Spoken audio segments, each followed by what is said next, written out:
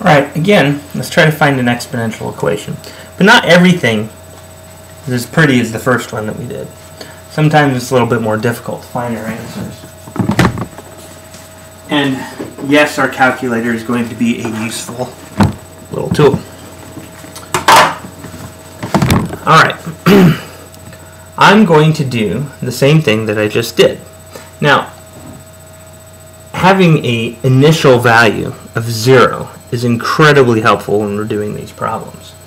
Sometimes we actually want to fudge, not necessarily fudge our information, but since we have so much power when we're doing exponentials, we want to begin at a place that is going to be easy to find some information. Okay, so having a 0 starting value, in other words, our x value starting with a 0, it really is going to assist our ability to find an equation rather quickly. So let's say you're getting a bunch of data where you have time, okay?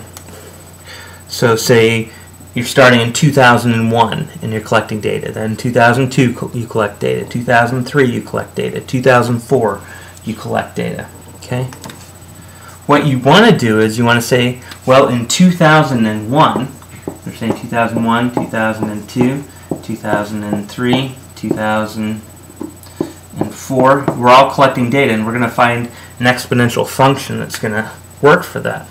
Well, what I'm going to do is I'm going to say my starting value here is in 2001. That way I'm not plugging 2001 into my equations. I'm plugging in a 0 because I know I can deal with those zeros rather easily. So 2002 is simply going to be a 1, and a 2, and a 3. Right? So I'm always looking at ways to simplify my data. And with most of the work that we're going to do, we can do something like that with an initial starting point. Okay? So let's find an exponential equation, or an exponential function, that includes those 2 points. Well, f of x is an 87 equals a times b to the 0. Again, b to the 0, 1. So we've got 87 equals a times 1, or just a. Okay.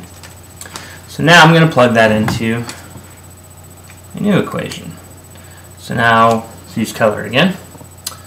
I'm going to write my second equation. This time, my f of x value is a 14. Okay.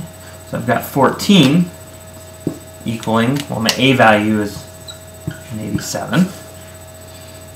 Okay. B value, still don't know what that is, but I do know my x value is a 6. Okay. So I'm going to solve for b. Divide by 87, divide by 87. So I've got 14 over 87 equals b to the 6. The idea is we want to solve for b. We want b to be all by itself. So what I'm going to do here is, as long as I do something to one side of the equation, it's okay for me to do it to the other, okay, because it maintains the balance.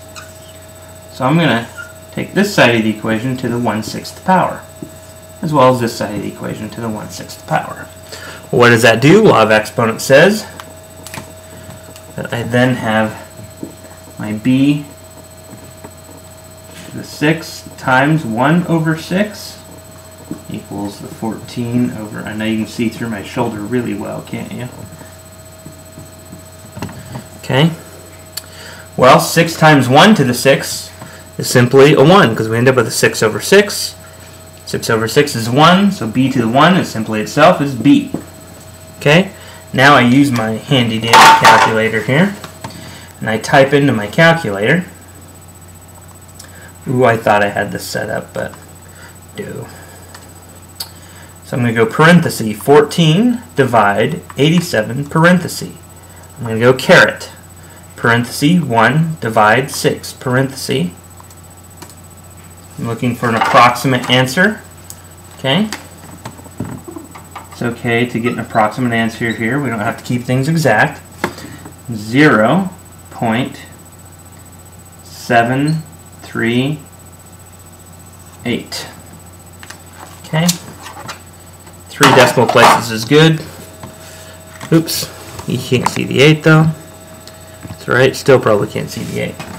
A good engineer once told me that anything past 3 decimal places is a lie, so 3 decimal places is pretty good.